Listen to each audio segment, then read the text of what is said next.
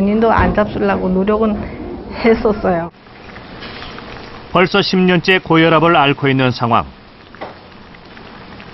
고혈압에 짜게 먹는 식습관이 더해져 경동맥 협착을 일으킨 것은 아닌지 그는 의심하고 있다. 실제로 고혈압이 있는 경우 혈관 내벽에 손상을 입기 쉽다. 이렇게 상처가 난 부위엔 혈관 찌꺼기가 쌓여 동맥경화를 일으키는데 이때 경동맥 협착증이 발생한다. 그 결과 뇌로 가는 혈액 공급이 부족해지면 뇌졸중까지 나타나는 것이다. 연구 결과에 따르면 2만여 명의 건강검진 참가자 중 6.5%에서 약물 치료가 필요한 30% 이상의 경동맥 협착이 발견됐다. 특히 고혈압과 당뇨가 있다면 유병률은 훨씬 높아진다. 수술을 고려해야 하는 50% 이상의 경동맥 협착 역시 1%나 된다. 고혈압과 당뇨뿐 아니라 나이 또한 많은 영향을 미친다. 65세 이상이 됐던 분들이 약 3,000명 정도가 됩니다. 그 3,000명이 정상인들이 경동맥 초음파 검사를 하셨는데 조사를 해서 보니까 경동맥 협착증이 50% 이상 되는 환자들이 3에서 7% 정도로 보고가 됐습니다. 외국의 자료에 의하면 약 한 5에서 10% 정도로 보고되는데 거의 유사한 정도로 우리나라 정상인에서도 상당히 많은 수에서 경동맥 협착증이 발견됐습니다.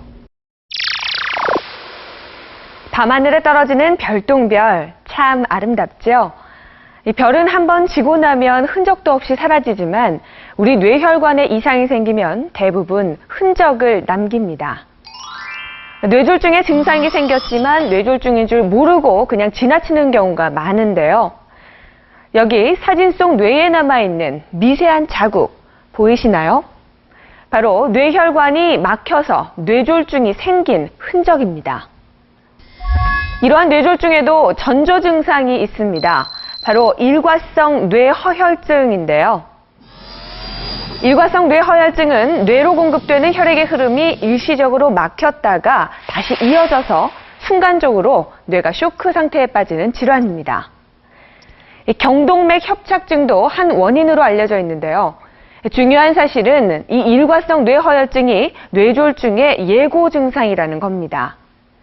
하지만 짧게는 1, 2분에서 길게는 10분에서 15분 정도면 증상이 생겼다가 사라지기 때문에 환자들이 무심코 지나치기가 쉬운데요. 문제는 우리가 만난 뇌졸중 환자 대부분이 이런 일과성 뇌허혈증을 경험했다는 사실입니다.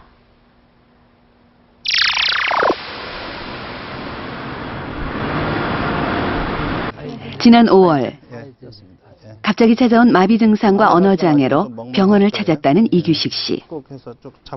며칠 전 경동맥 내막 제거술을 받았다.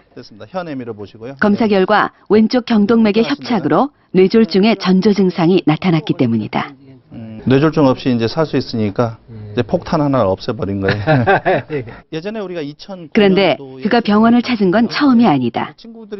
지난 2009년에도 뇌경색이 발생해 경동맥 내막 제거술을 받았다. 이제 자고 일어나니까 처음엔 이 팔이 안 올라가는 거예요. 그러더니 이게 다리도 아니고 이게 마비가 되는 거예요. 이제 말도 잘 안 되고 언어가 잘 안 되는 거예요. 그러니까 우선 대박 일리 응급실로 왔었죠. 첫 수술 당시 이규식 씨의 뇌 사진이다. 오른쪽에만 뇌 손상이 보인다. 그런데 지난 5월엔 별다른 문제가 없던 왼쪽에도 새로운 병변이 생겼다. 약 50% 이상의 경동맥 협착증이 있는 경우는 10년 이내에 약 9% 이상의 뇌졸중이 발생하는 것으로 되어 있습니다. 따라서 경동맥 협착증이 있다라고 그러면은 뇌졸중의 위험성이 있는 환자라고 보고요.